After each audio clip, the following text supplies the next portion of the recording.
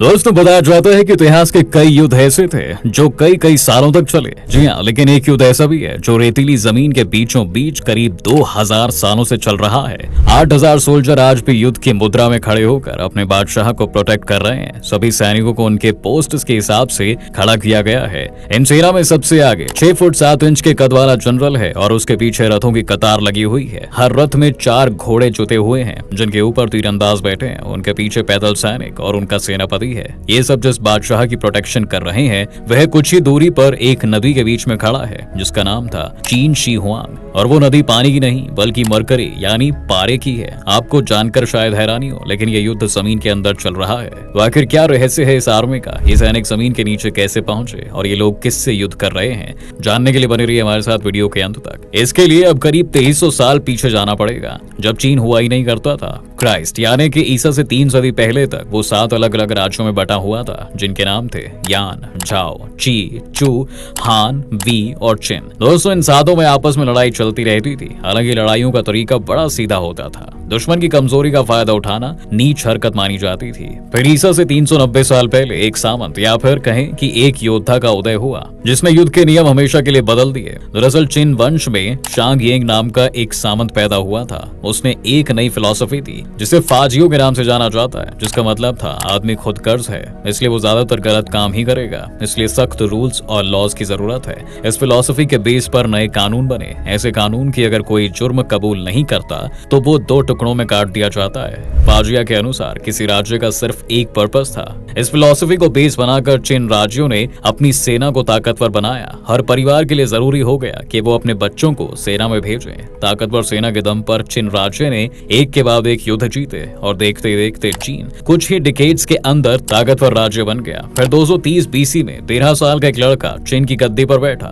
नाम था Ying Cheng, जिसने बाकी 6 राज्यों पर अटैक कर दिया और अपनी जबरदस्त युद्ध नीतियों की मदद से अगले एक डिकेड के अंदर यिंग चेंग ने सभी 6 राज्यों को धूल चटा दी थी और खुद को पूरे देश का सम्राट डिक्लेयर कर दिया। इसके बाद उसने अपना एक नया नाम रखा, चीन शी हुआंग। जी हाँ दोस्तों, उसी के नाम पर आगे जाकर देश का नाम चीन पड़ा। जिस चीन को आज हम जानते हैं उसकी शुरुआत यहीं से हुई थी। दरअसल कहा जाता है कि चीन शी हुआंग अपने दुश्मनों को जिंदा जमीन में गाड़ दिया करता था और उसने चीन में ऐसी तमाम किताबों को जला डाला था जिसमें उसके खिलाफ बातें लिखी हुई थी। चीन की क्रूरता की कहानियां पूरे चीन में मशहूर थी। हालांकि हुआंग ने चीन के लिए बड़े काम किए, बड़ी बड़ी सड़कें बनवाई, पूरे देश के लिए एक स्टैंडर्ड लैंग्वेज तैयार करवाई। यहाँ तक कि the great wall of China भी उसी ने बनवाई थी। उसने करीब 36 साल तक चीन पर राज किया। फिर ईसा से 210 साल पहले उसकी मौत हो गई थी। उसकी मौत के कुछ समय बाद ही चिन वंश का भी खात्मा हो गया और ये कहानी यहाँ से खत्म नहीं हुई बल्कि शुरू होती है।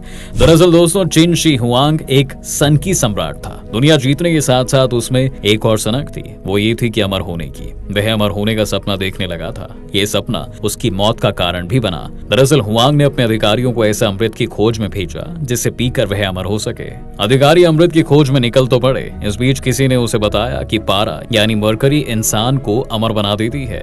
बस फिर गया था। हुआंग मरकरी की गोलियां खाने लगा। धीरे धीरे मरकरी ने अपना असर दिखाना शुरू कर दिया और हुआंग की तबीयत खराब होने लगी। दरअसल मरकरी बहुत ही खतरनाक जहर होता है। जब उसे एहसास हुआ कि अमर होने की उसकी विश अब पूरी नहीं हो सकती तो उसने एक और प्लान बनाया। वो प्लान था मौत के बाद भी अपनी बादशाह कायम रखना। इसकी तैयारी उसने अपनी मौत से पहले ही शुरू कर दी। उसने अधिकारियों को ऑर्डर दिया कि योद्धाओं की एक फौज तैयार की जाए जो मौत के बाद उसके साथ दफनाई जाएगी। हालांकि ये कोई नई बात नहीं थी। दरअसल आज से हजारों साल पहले दुनिया के अलग अलग इलाकों में मौत के बाद के जीवन यानी आफ्टर लाइफ में लोग विश्वास करते थे।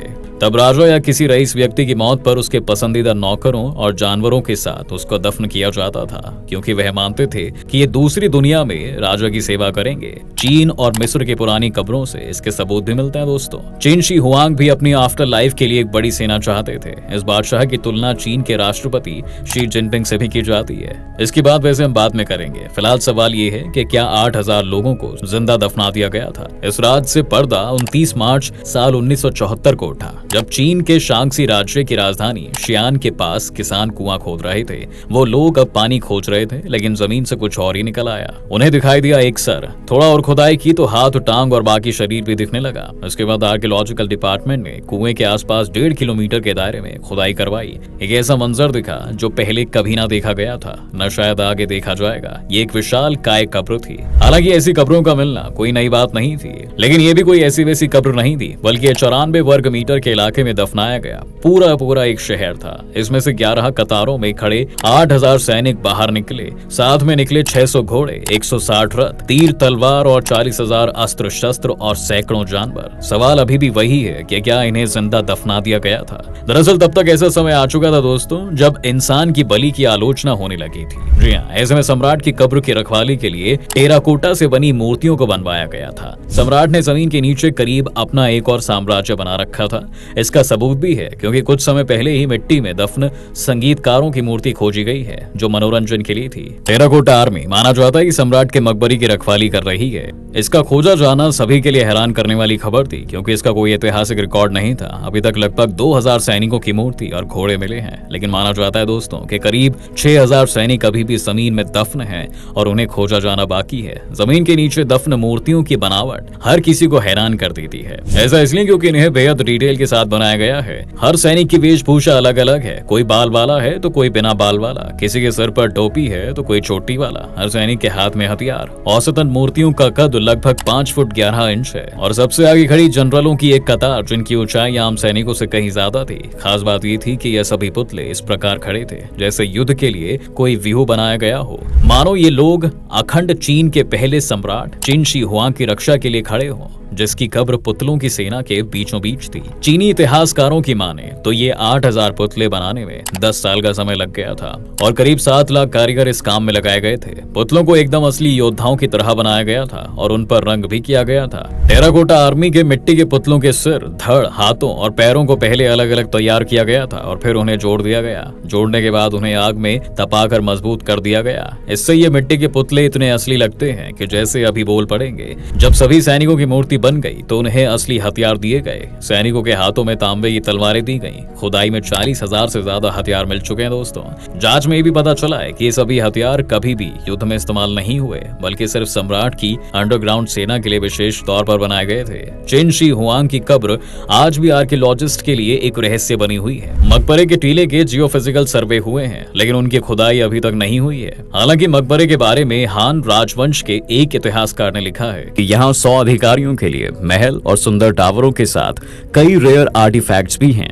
साल 1974 में पहली बार पुतलों की खोज के बाद लगातार इस विशाल कब्र की खुदाई जारी है। खुद सम्राट चिन शी हुआंग की कब्र अभी तक खोदी नहीं जा सकी है, क्योंकि मैपिंग के जरिए पता चला है कि इस कब्र में कांसा भरा हुआ है और मरकरी की नदियां बनी हैं। कब्र के अंदर अनगिनत कीमती चीज होने का अनुमान लगाया जा रहा है, लेकिन उनके टूटने के डर से अभी तक इस कब्र को खोदा नहीं गया है। वहीं आज की बात करें तो प्रधानमंत्री नरेंद्र मोदी जी 2015 में चीन की यात्रा के दौरान शांगसी भी गए थे। इस दौरान उन्होंने टेराकोटा आर्मी भी देखी थी। टेराकोटा आर्मी को 1987 में यूनेस्को ने वर्ल्ड हेरिटेज लिस्ट में शामिल किया था।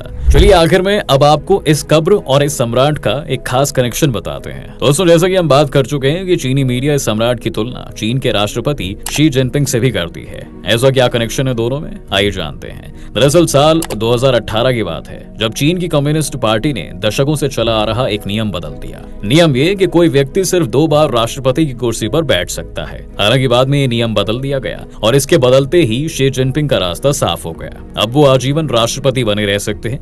जैसे ही ये खबर आई, चीनी सोशल मीडिया में ऐसे कुछ नाम तैरने लगे जिनसे जिनपिंग की तुलना हो रही थी। इनमें से एक नाम चिन शी हुआंग का भी था, क्योंकि जैसे कि कहानी से आपको समझ ही आ गया होगा, हुआंग अखंड चीन के पहले सम्राट थे और वे मरने के बाद भी अपनी बादशाहत कायम रखना चाहते थे। वैसे तो अब चीन में सम्राट का कॉन्सेप्ट नहीं है, लेकिन जिनपिंग के विरोधी मानते हैं कि वे खुद को चिन शी हुआंग के वारिस के तौर पर देखते हैं और पूरी लाइफ टाइम राष्ट्रपति वाला नियम बनाकर उन्होंने साबित कर दिया है। इस वीडियो में फिलहाल दोस्तों बस इतना ही। जाने से पहले आपको इन्फॉर्मेशन कैसी लगी कमेंट जरूर करें। वीडियो को लाइक, शेयर और चैनल को सब्सक्राइब करना ना भूलें।